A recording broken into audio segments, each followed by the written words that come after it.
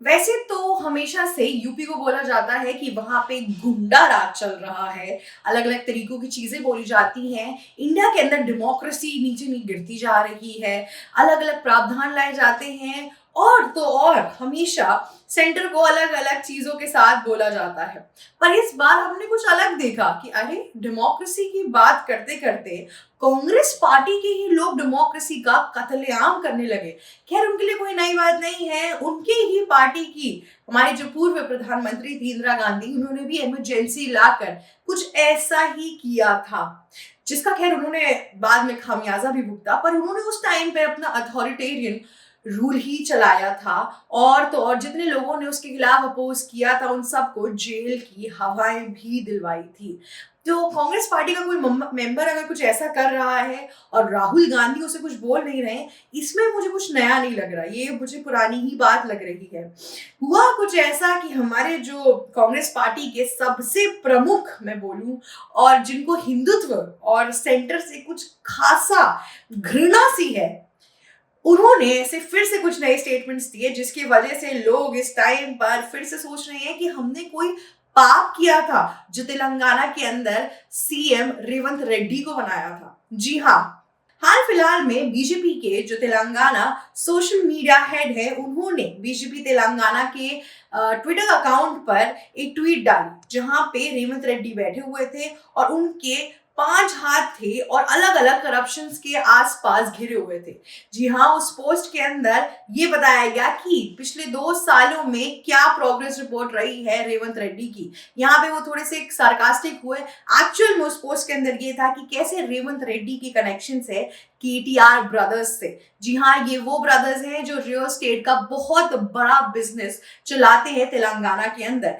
कैसे वो उनसे हफ्ता लेते हैं, कैसे वो लोगों से हफ्ता लेके दिल्ली भेजते हैं, उनका ये केटीआर के साथ कमीशंस कैसे काटा जाता है, किस तरीके के जो चीजें हैं रेवंत रेड्डी किस हिसाब से करप्शन करते हैं स्टेट के अंदर, उसकी बात की गई। फिर दूसरी चीज, किस तरीके से रेवंत रेड्डी के आने के बाद से इतने ढेर सारे मंदिरों को गिरा दिया गया तेलंगाना के अंदर, बदर्शे इस बात के कि हिंदू पॉपुलेशन तेलंगाना के अंदर बहुत ज्यादा है। पर जैसे कि हमने देखा है कि रेवंत रेड्डी हमेशा से ही मुस्लिमों को ही प्रोत्साहन देते हैं और हमेशा उन्होंने बोला भी है कि कांग्रेस इक्वल्स टू मुसलमान। हालांकि मुसलमान उनके लिए ऐसा कुछ फील नहीं करते हैं, पर अपना वोटर बैंक बनने के लिए रेवंत रेड्डी ने हमेशा हिंदुओं को, क्रिश्चियंस को या फिर किसी भी अलग रिलीजन को नीचा दिखाया है और मुस्लिमों को हमेशा ऊपर चढ़ाने की कोशिश की है। हालांकि मौलानाओं ने तो पूरी तरीके से बोल दिया कि मुसलमान है तो कांग्रेस है, इनकी पार्टी की इस तरीके से धज्जी भी उड़ा दी, उसके बावजूद भी ये रुके नहीं।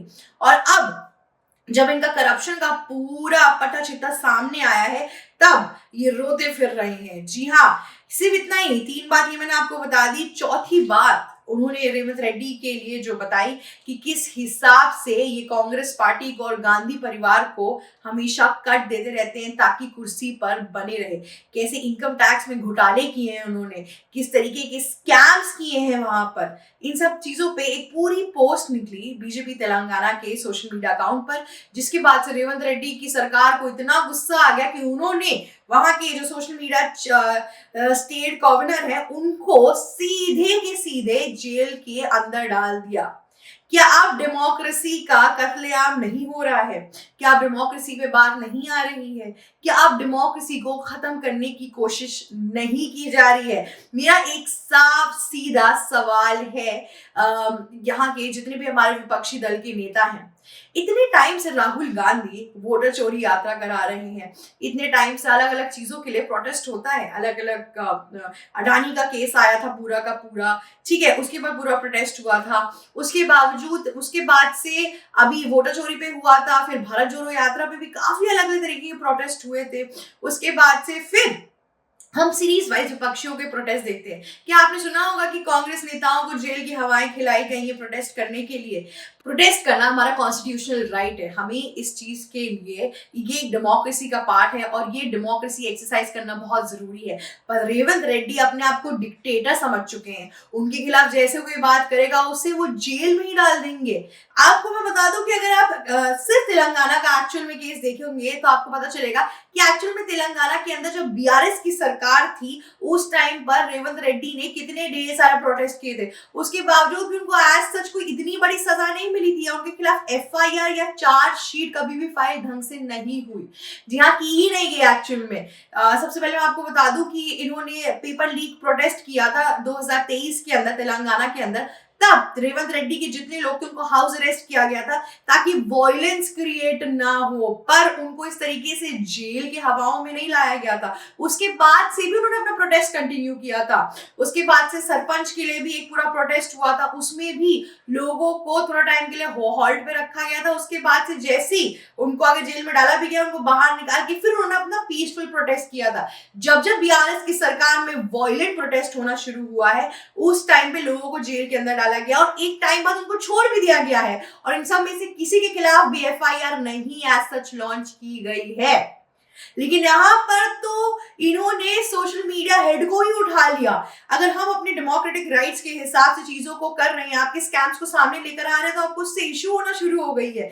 रेवंत रेड्डी को अब थोड़ा सा भी रिग्रेट भी नहीं होता, या फिर उनको शर्म भी आना बंद हो चुकी है कि पूरी दुनिया उनके बारे में क्या सोच रही है। और ताजुब तो मुझे इस बात पर होता है कि राहुल गांधी जो खुद पार्लियामेंट के बाहर इतने प्रोटेस्ट करते हैं, सोनिया गांधी, मल्लिकार्जुन, प्रियंका गांधी जो हमारे संवैधानिक चीजों पे इतना बोलती है, सेंटर के डेमोक्रेसी पे इतना बोलती है, आज वे सब रेवंत रेड्डी को कोई कुछ क्यों नहीं बोल रहा है? क्योंकि उनकी वजह से ही कांग्रेस वापस आई थी तेलंगाना के अंदर। तो सीट बचाने के लिए, सत्ता को अपने पास रखने के लिए कोई भी क्वेश्चन आंसर राउंड हो ही नहीं रहा है उनके साथ। उनके मन में जो आ रहा है वो बोलते जा रहे हैं। इसके पहले उन्होंने हिंदू गॉड और गॉडेसेस पे बोला, जी हाँ, आपके भगवान तक पे बोला कि शराब पीने के लिए, अगर आप शराब पीते हैं तो आपके लिए एक भगवान है, अगर आप नॉनवेज खाते हैं तो आपके लिए दूसरे भगवान है। कुछ 5 करोड़ हिंदू देवी देवता हैं, तो क्या हो गया? उस पर सवाल उठाने वाले आप कौन होते हैं? क्या आपने कभी मुसलमानों को बोला है कि आपके अल्लाह? कुछ भी, जैसे भी उनके स्टेटमेंट्स होते हैं,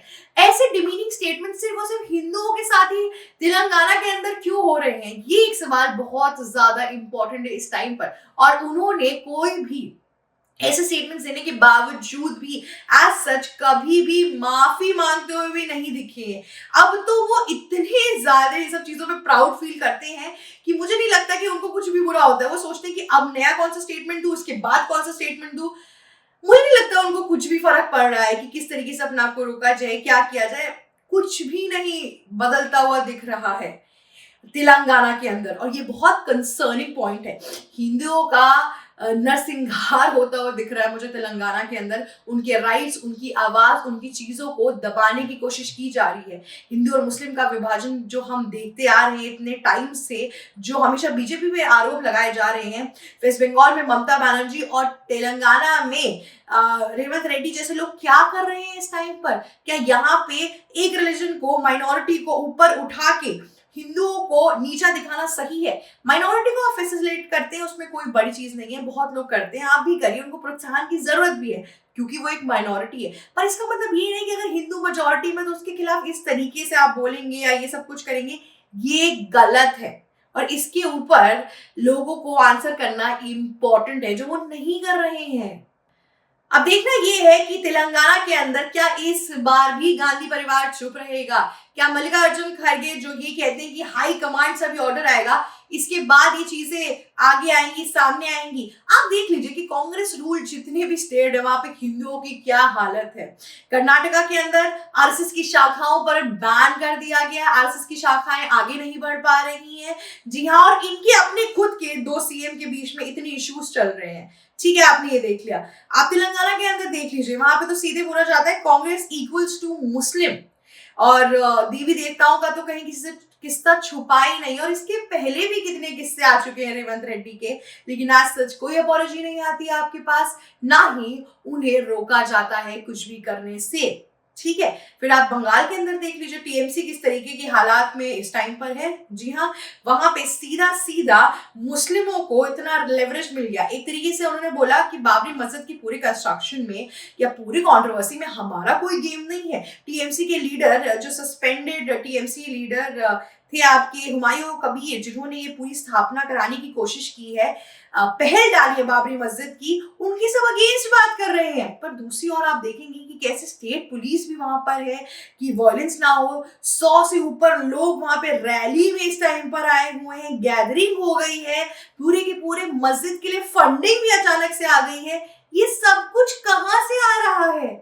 ऑब्वियस सी बात है, कहीं ना कहीं स्टेट की रजामंदी होगी तभी तो आ रहा है ना, हवे में तो कोई भी चीज नहीं आ रहा है ना। कर्नाटका के हाई कोर्ट ने भी पूरी परमिशन जारी कर दी है। ये सब कुछ किस तरीके से आगे बढ़ता जा रहा है, मैं आपको एक और चीज बताती हूँ। ये सब चीजें कंसर्निंग है इस टाइम पर। इन सब चीजों पे एक्ट करना बहुत इंपॉर्टेंट है। इलेक्शन सामने आ रहे हैं, सोच समझ कर वोट करिए। जहां जहां पर भी ये माइनॉरिटी कार्ड खेल कर वोटर बैंक बटोरने की कोशिश कर रहे हैं ये लोग, इस पर सवाल उठाना जरूरी है। इस पे चीजें बोलना जरूरी है जो लोग नहीं कर रहे हैं। जी हाँ, आपके सामने सब कुछ मैंने दूध का दूध पानी का पानी कर दिया है। आगे आपकी इच्छा है कि आपके दिमाग में और आपको किस तरीके की लीडरशिप अपने नियर बाय फ्यूचर में चाहिए। आज के लिए बस इतना ही। अगर आपको ये वीडियो अच्छी लगी तो प्लीज हमें लाइक, शेयर, सब्सक्राइब और कमेंट करना मत भूलिएगा। मेरा नमस्कार दोस्तों, मेरा नाम शिव चित्रांशी है और जाते जाते बेल आइकन भी हिट कर दीजिएगा। Thank you so much for watching us. ABC Hindi news, आज ही जुड़िए हर खबर के साथ।